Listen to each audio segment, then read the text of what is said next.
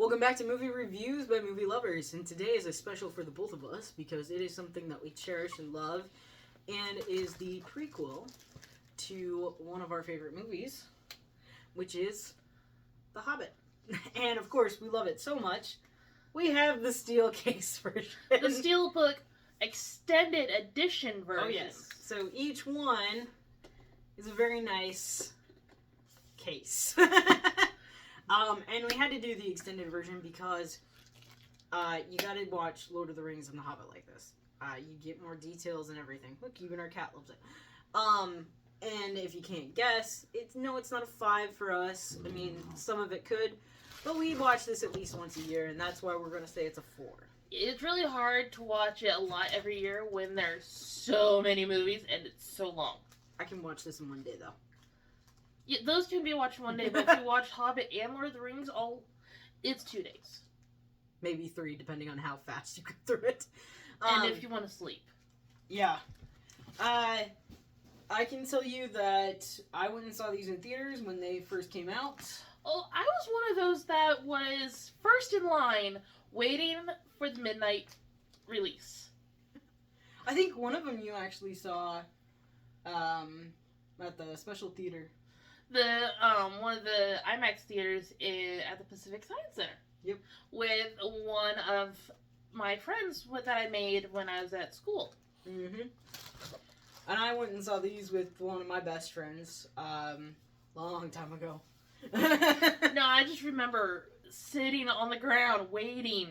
But aside from the fun fact that we have and we're connected to, the next best thing is to talk about each of the movies, and we'll go ahead and start with, of course, the first part. And I'm going to say part because technically The Hobbit is one movie in 3 parts. And of course you get to see the lovely art that's on this one, and this is The Unexpected Journey. And of course, if you've never seen The Hobbit or Lord of the Rings, you've missed out. Please go watch it. If you don't want to spend hour upon hour on it, watch the regular. If you want to watch every bit of detail you can, watch the extended. And I think you can find the extended. I've seen it at Half Price Books. I've seen it pretty much anywhere you can get it. I think you can watch it on Max. Yeah, I think the extended version is on Max, isn't it? But so for the first one, of course, we're introduced to Bilbo and Thorin. The whole entire story arc is wonderful. The music is wonderful. I think the when the dwarves sing the mountain song, that is beautiful. Of course, when they're cleaning up the dinnerware from the meeting. When I was going to college and the first movie had come out, me and my friend actually were trying to write a parody for a movie theater. Have you showed that to me? I think I have. Yeah. We were basically done with it. We were thinking of talking to our boss and going, hey, let's get all the employees able to sing this because it'd be hilarious just to do for opening night. It didn't happen at all because we didn't feel like it. That's how it feels when you work in a movie theater. But yeah, we literally took every element of that song and every element of the theater life and put it into a song. We'll have to have fun with it someday and actually have you say it on here. No. And we did actually do for the Misty Mountains. We did write a parody for that. Miss theater life. Not theater like play theater. We're talking about movie theater. Mm-hmm. If you can't tell, we're movie buffs completely. But for this one, for the first one, I mean, you follow the journey. It goes from basically the beginning of the journey to, I believe, yeah. It's after they get out of the... So in the first one, he finds the ring. Yeah. You get introduced to the ring of all rings, and what supposedly starts the Lord of the Rings, later on. And you're introduced to, sorry, we're watching our dog chew on something. We're introduced to Gollum. We're introduced to the dwarves. The wonderful story. I think one of my favorite parts of that one is the eagles, and it happens to be the end, but it's just so beautiful. And the only other time you ever see them is in the last one of this one and Lord of the Rings at the end, basically, except for when Gandalf gets taken off the tower. That's about it. Yeah. So they're not used that often, but they're beautiful. What's your favorite part about the first one? The meeting of the dwarves and Bilbo. Oh, I love the bedding part too. Forgot about that. Oh my god, the bedding when part. he shows up and he's like, "Why are we all exchanging money?" kind of thing, and they're like, "Oh, we were betting." Serious? Dude.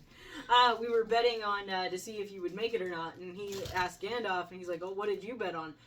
He bet that he would come. Oh, and then the trolls. The trolls are a scary part. I would have to say that someone under the age of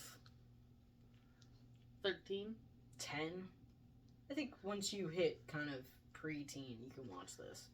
But of a younger age, like the lower end of age, I don't think anybody really should watch this unless they're ready for it, because it is graphic.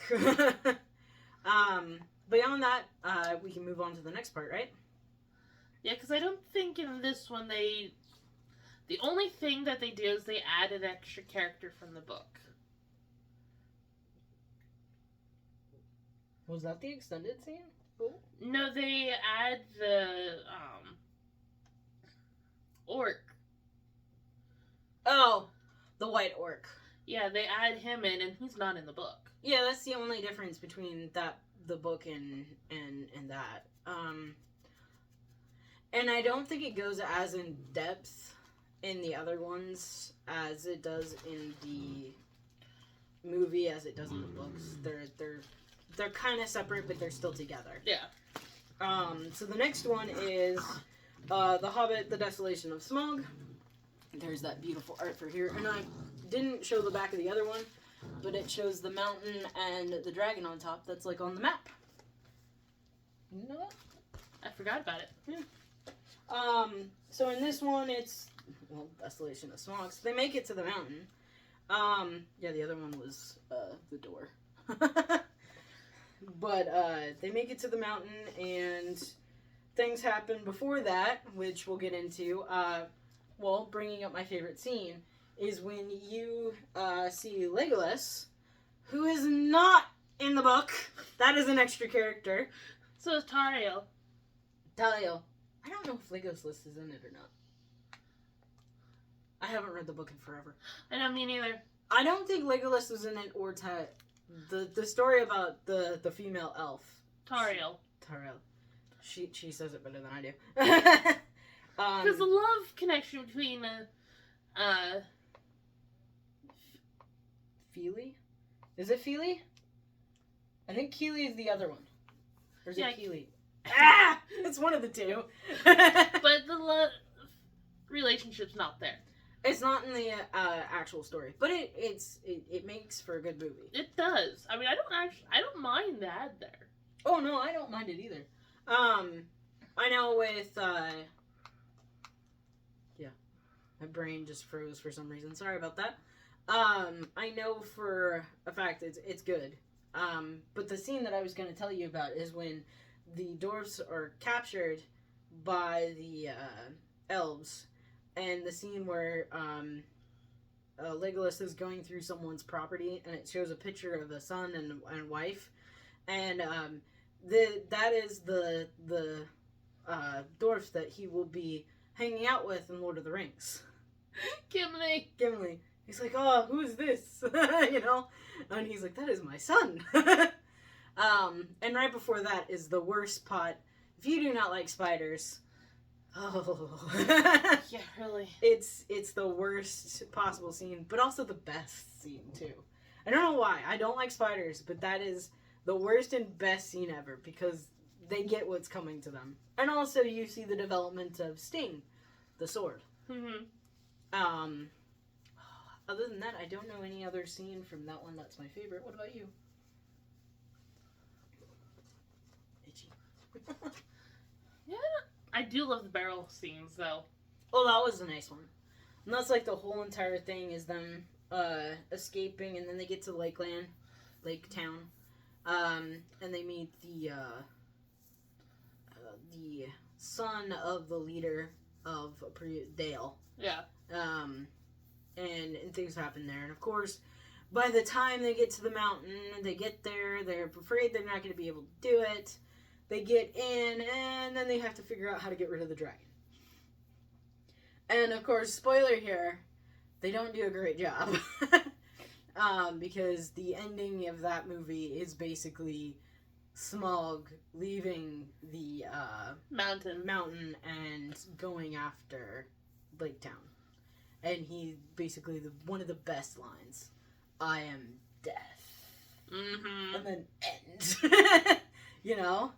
And, of course, it's beautiful because they had, basically done a gold piece and he was in the gold. And so when he gets out and he goes up in the sky, it's so beautiful and sparkly. Mm-hmm. Like, just the way they did the art in this movie is just beautiful.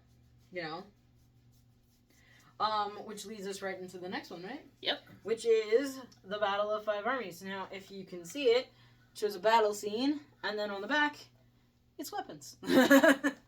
But, I mean, these are really nice cases. There's even pictures inside, too. With this one, the extended scene for this is during the battle. And it's very gruesome, but it's awesome. So if you're not a huge fan of blood and gore, I wouldn't watch the extended version. Yeah, I'm not a huge fan of the last one. Yeah, but that's just because, just how bloody it gets. But it's kind of nice to experience the battle because in the original story, Bilbo was actually knocked out for the majority of it. He actually wasn't aware of what was going on. He found out later. And in this one, it kind of made it to where he actually was a part of it, and he got to experience a little bit of it. He did get knocked out for some of it, and they kind of stayed true to that part.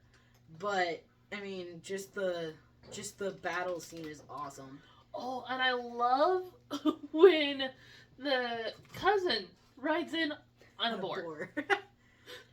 And just his toughness. Yeah. Oh, the whole entire thing is just beautiful. I don't like the part where Thorin gets basically dragon sickness, where he's just absorbed into the treasure. Yeah. But I love the fact that he breaks out of it and becomes the Thorin they remember. He dies with glory instead of... Yes, spoiler, he dies. So does Fili and Kili. So his line basically died. So basically one of his cousins takes the kingdom. Yeah. The one who came riding in on a boar. No, actually, it's not him. Really? It's one of the other cousins that was actually traveling with him. I forgot that part. Smacked you in the face. I can't remember which one it is, but yeah, he, one of them takes it, I believe. I can't remember who Of course, it is. also one of the dwarves, Balin, is actually in Lord of the Rings as a skeleton.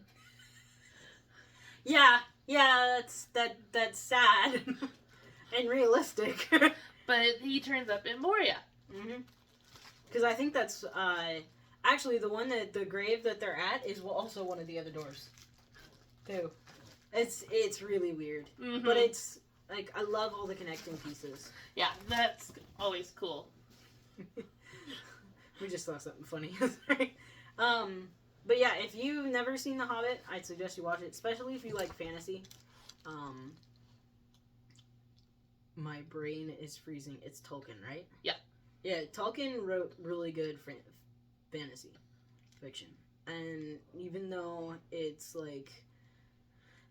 He was very deep in what he did, and some of it might not make sense at first, but you can watch either one first. You can watch Lord of the Rings, it's its own piece. You can watch The Hobbit by itself, it's its one piece.